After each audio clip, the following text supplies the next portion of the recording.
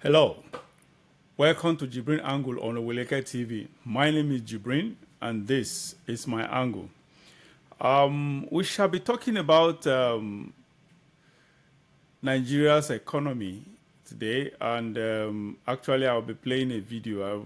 I may not be talking that much. I'll be playing a video that someone forwarded to me, and that video is about facts and figures on how Nigeria got to where it is today economically, how the economy has plunged.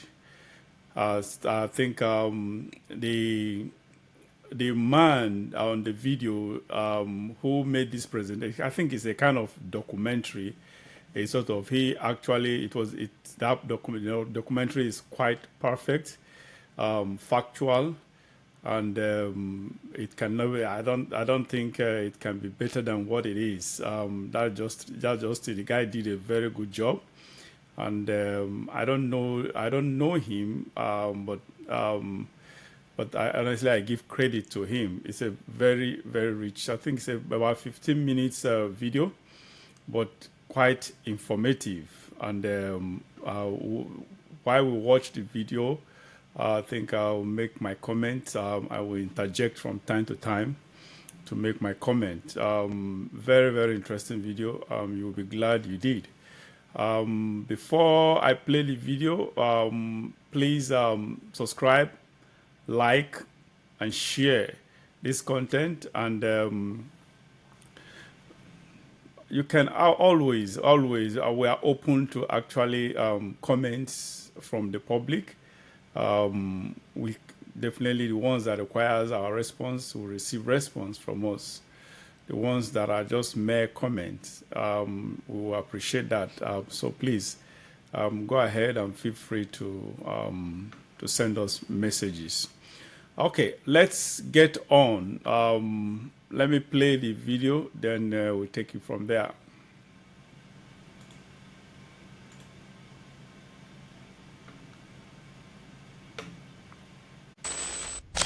The year was 2006. President Olusegun Obasanjo was preparing to leave office for the final time.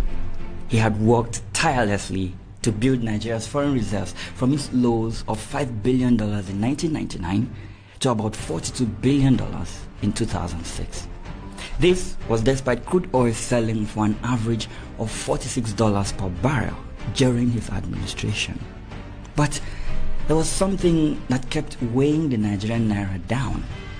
Even with $42 billion in foreign reserves, the Obasanjo's administration was facing heavy criticism and pressure from all corners because of this heavy burden. You see, this burden weighed a whopping $36 billion. Yeah, that was how much Nigeria owed in external debt at the time. Most of that amount was owed to the Paris Club, a group of major creditor countries that included the United States, United Kingdom, France, and some other Western countries. Then came April 2006, and Obasanjo said, quote, "Nigeria will not owe anybody in the Paris Club one kobo." A few days after this bold declaration, there was this headline from the New York Times saying, quote, "Nigeria pays off its big debt, sign of an economic rebound." Baba had done it. Before this huge announcement was made, the President Olusegun Obasanjo's administration had been engaged in discussions with the Paris Club on this Nigeria's debt burden. Those discussions yielded results when, in 2005, the Paris Club proposed an unprecedented debt buyback at a discount. They agreed to a 60% discount on Nigeria's debt that would cancel all of Nigeria's debt to them if Nigeria could come up with a cash payment of roughly $12 billion. Meaning, the Nigerian government only needed to pay $12 billion of the $30 they owed. Now, with $18 billion being written off then, Obasanjo's administration was able to pay the balance of $12 billion. And from there, Nigeria became debt-free, at least for the time being. This helped stabilize the value of the naira at the time, and with crude oil prices up during this time, the Nigerian economy grew rapidly to the top spot in Africa, a growth that continued during the administration of Yar'Adua through to that of Goodluck Jonathan. Then 2015 happened. Okay, we'll continue on that with that. Actually, please just hold on, stay tuned. We'll definitely continue with that. I want to comment on the Obasanjo administration briefly, then we'll move on to the next excuse me, administration. Now, honestly, even then, during the Obasanjo time, while people were criticizing him, I wasn't that critical of. I was critical of some policies then, but honestly, I wasn't that strongly criticizing Obasanjo because I saw him then as a very, very strong leader, a man with a very strong leadership prose, a man that is strong enough to actually hold Nigeria and keep Nigeria together, a man that is patriotic. His policies are patriotic, body language, his actions are actually patriotic. A sort of, and even when he did this Paris Club deal, he actually everybody initially I criticized that Paris Club deal somehow because some things filtered into the public, a kind of behind the scenes stuff. So we just felt money changed hands. I just felt that it wasn't the debt buyback wasn't as a result of patriotism, but for some kind of personal gains, a sort of. But however, later I found out that actually Obasanjo did that on patriotic ground, a sort of. So I think that was unprecedented. He's the one the only president that took us out of debt under this democratic dispensation. So he actually laid that foundation, and Yar'Adua took over from him and was actually on the verge because Yar'Adua showed the signs of actually governing well until death came calling at him. So so that is what happened. Honestly, on general note,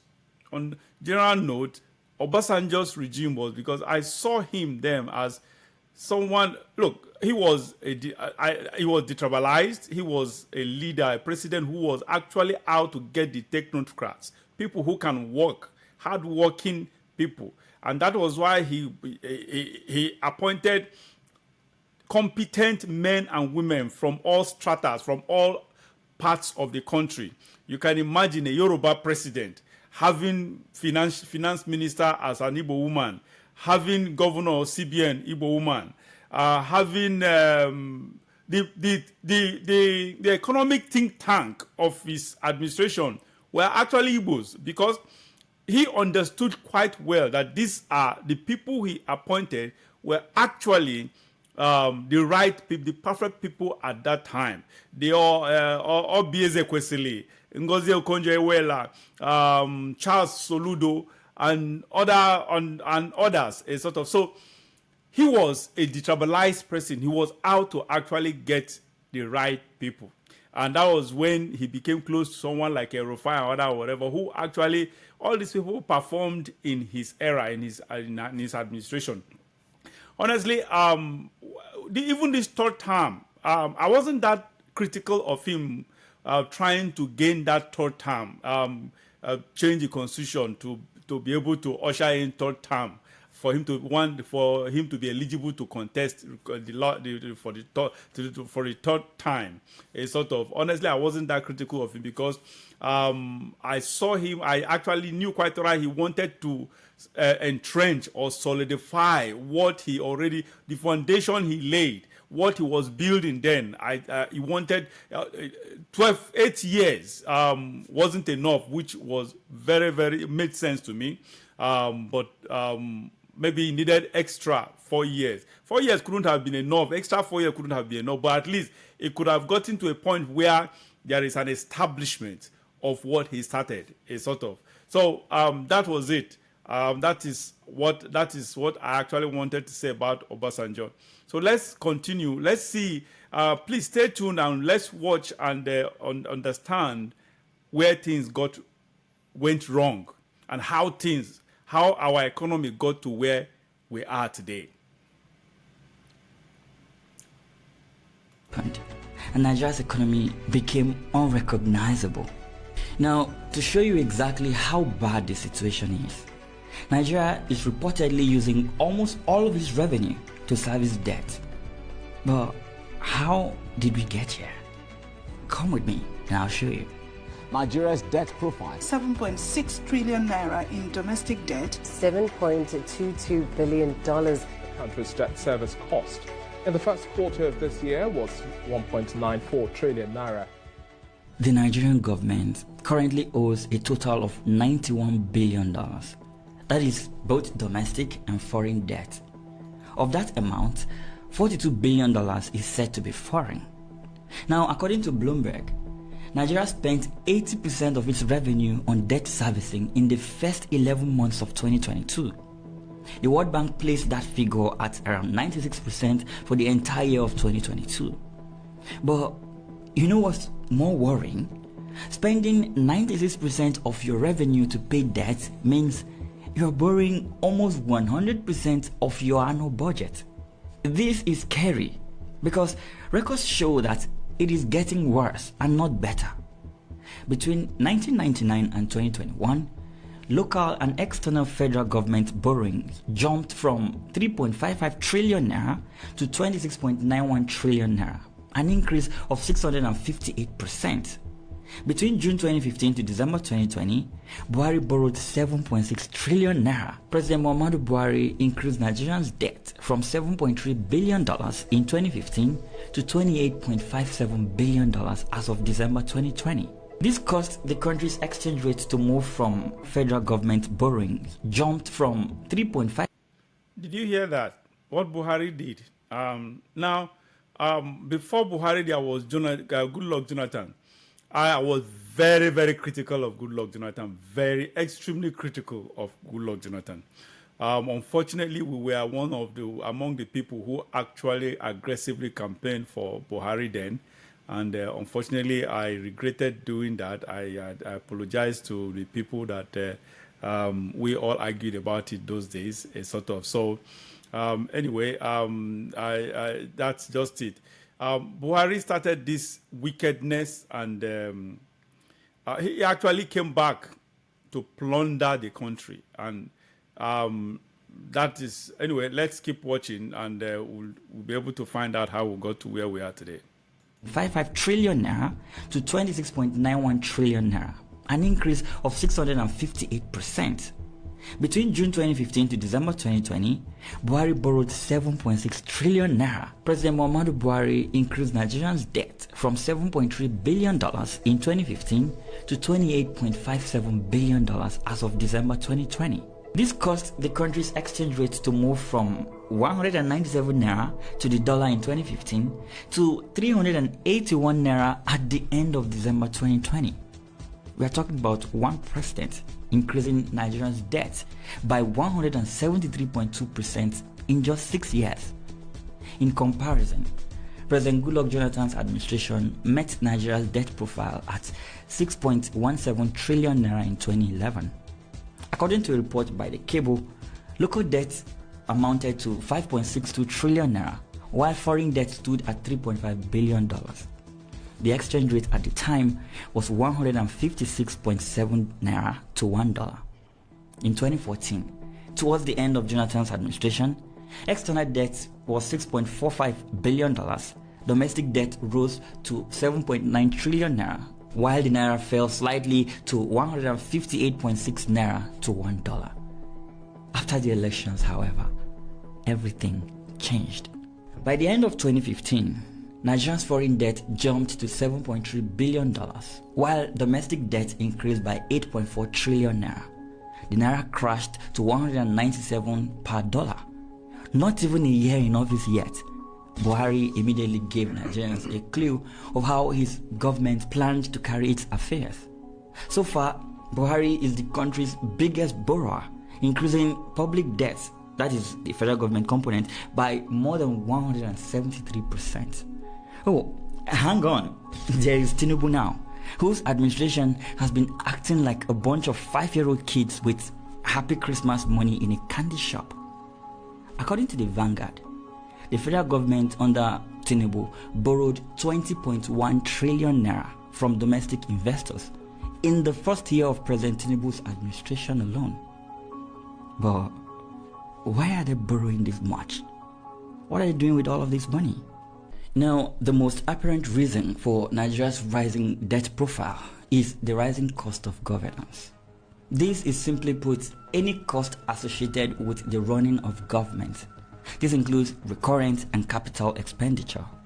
While recurrent expenditure talks about the amount of money the government spends on overhead and personnel costs, capital expenditure, on the other hand, talks about government expenditure in providing infrastructural facilities. The problem with the Nigerian situation is that the government is borrowing a whole lot of money to spend on overhead and personnel costs. As a result, infrastructure is in decay, while the people in power focus on buying yachts, jets, SUVs, and building mansions. The point I'm trying to make here is spending billions of borrowed funds to give public officials lavish lifestyles has reduced the amount of money available for capital expenditures. This means roads don't get built, hospitals are poorly managed, some have no light, and others have collapsing structures. Let's not even get into the education sector. There is literally no money to improve our power infrastructures, leading to the national power grid collapsing every 4 market days. The public transportation system is a mess. No rail lines in major cities to help solve the public transportation crisis. Now, all of this put together have led to a fall in investments. Companies are running away, which in turn has led to a reduction in the level of employment, which ultimately led to the stagnation of our economic growth. Also to add, borrowing a ton of money without restraint is bad. Yeah, pretty bad. But how, you might ask? Well, more debt means a weaker naira. A weaker naira means imports of goods are more expensive and exports bring in little value as a result. A weaker naira also means crazy levels of inflation like we are witnessing right now. Food items are very expensive and people are no longer able to afford household items. There is also the debt servicing we talked about earlier. Nigeria is currently using 96% of its revenue to service debt. Imagine working for 30 days and you are paid 500,000 naira, but then you have to use 408,000 naira from the... You see, this is a problem. I remember when the 2024 budget came out last year, I was very, very critical. In fact, I was someone even, based on the video I made then, someone even petitioned the NSA against me for that video I made because I was very, very aggressive in my criticism of that budget. In fact, I labeled that budget the budget of I've forgotten, criminals and rogues. It's sort of so obviously what he just said is just, you can imagine take servicing debt with 96% of our revenue. Of course, what do you expect? And that is why even the budget, actually projection from the budget was 5% of the budget was just only 5% was portioned for capital projects. 5%. How will a country grow? A country whose budget has just 5% for capital projects. So that this is exactly what he's talking about. From that amount to pay your debt. How do you survive on 20,000 naira for another 30 days? It means you will have to borrow again and again, and so the cycle continues. But is there a fix for this mess we are in? That is the reason why Bola Tinubu keeps borrowing and borrowing and borrowing. And our debt now has gotten to almost 100 billion, about 90-something billion dollars. Let's keep watching. Mess we are in. When the current president of Argentina was sworn in back in December 2023, his country's economic situation was worse than Nigeria's. But what did he do? Well, he took measures to reduce government spending. It's not a magic trick. All he did was cut down on the size of government, block the stealing of government funds, attract foreign direct investment through tax holidays, and improve the ease of doing business in the country. That is it. That is the point. But Bola Ahmed Tinubu is doing the opposite. We are highly in debt. He keeps borrowing money. He keeps spending money on frivolities and things that are luxuries and for over things that we don't even need and over personal aggrandizements.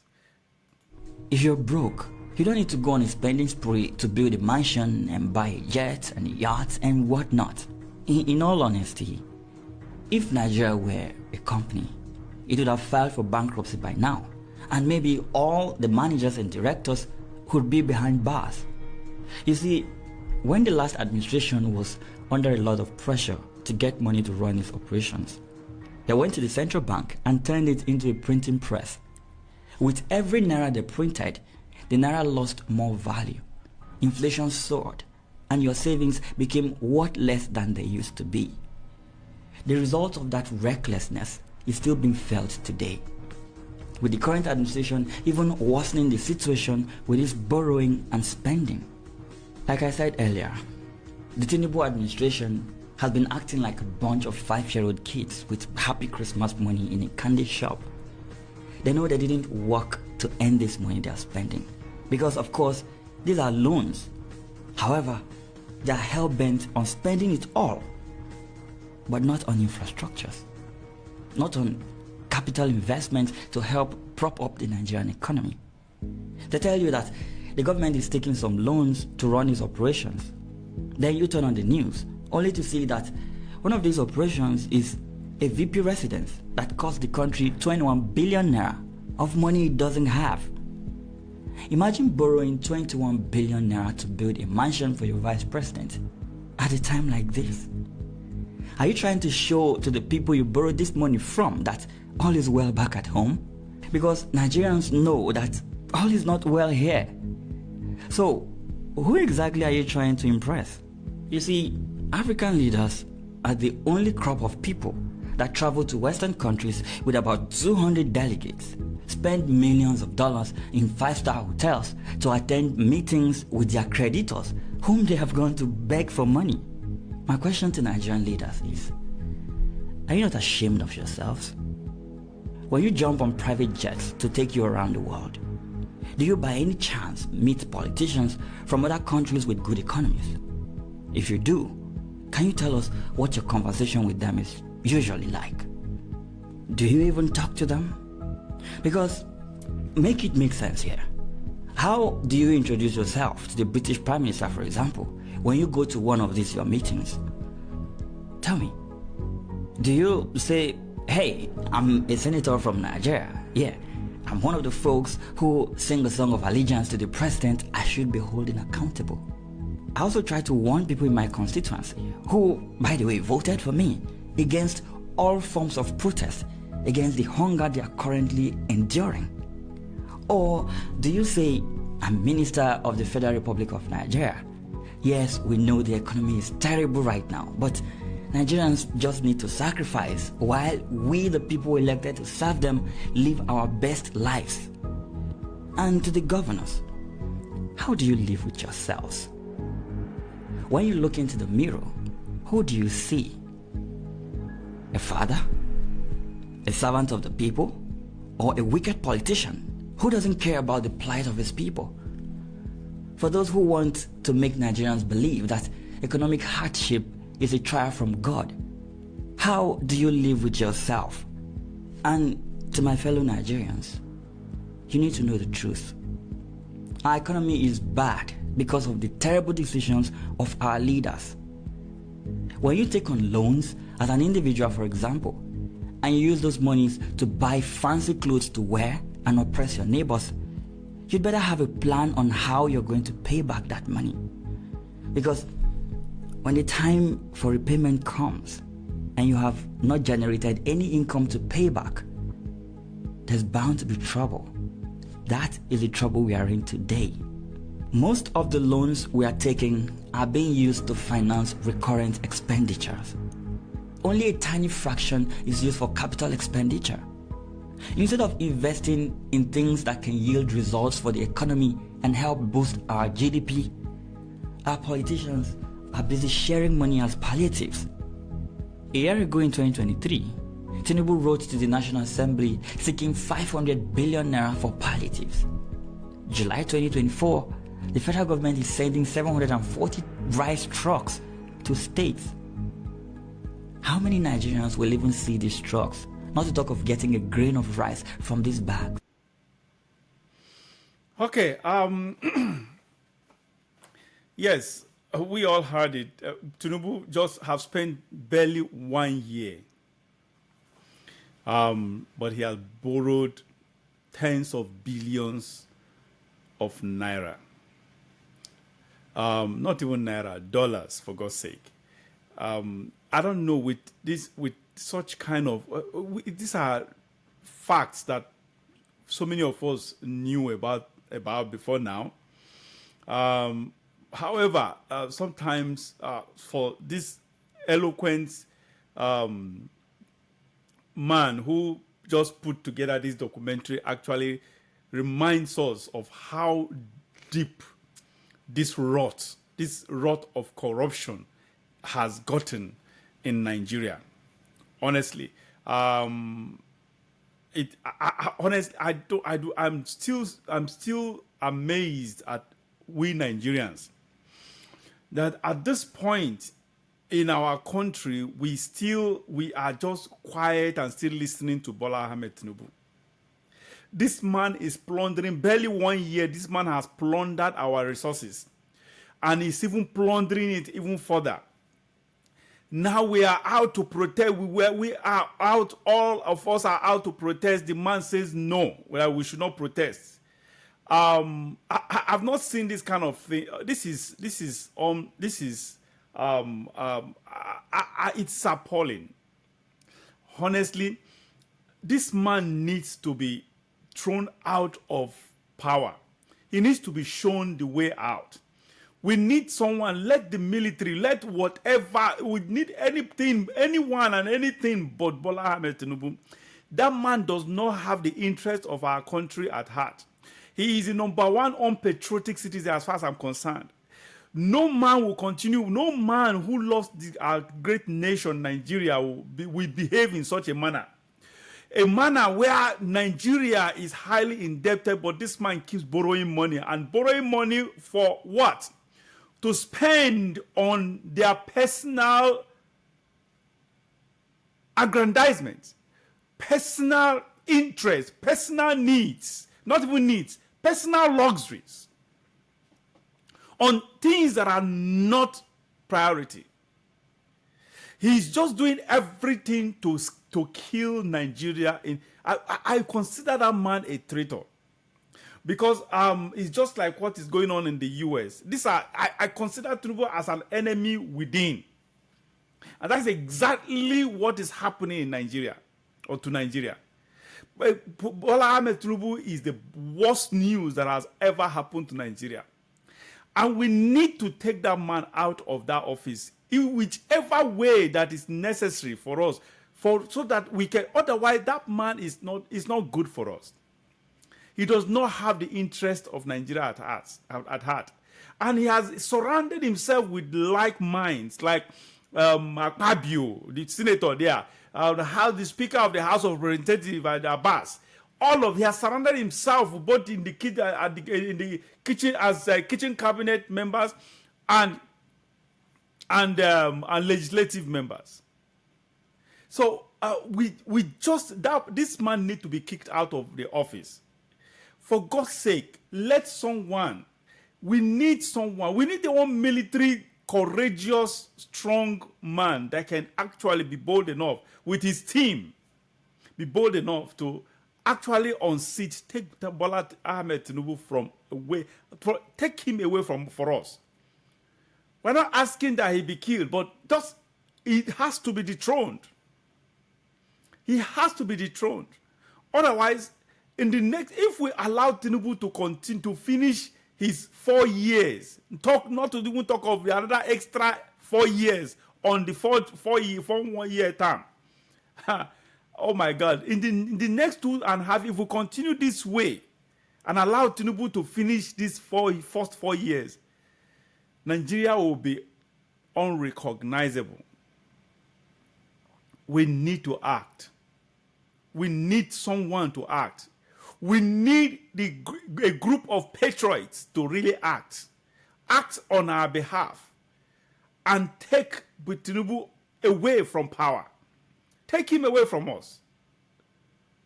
That is it. We need him to leave that power. Otherwise, Nigeria is just will actually sink. And this is my angle.